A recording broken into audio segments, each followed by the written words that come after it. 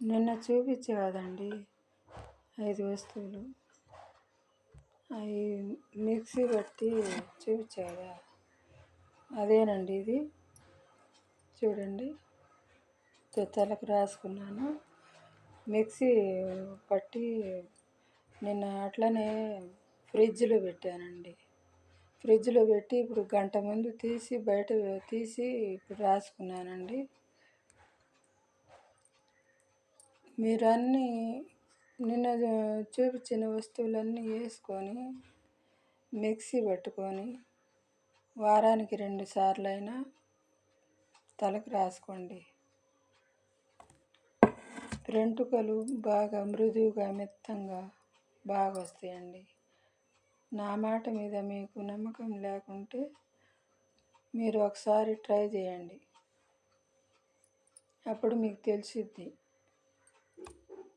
వెంట్రుకలు ఎంత మృదువుగా మెత్తగా వస్తాయి.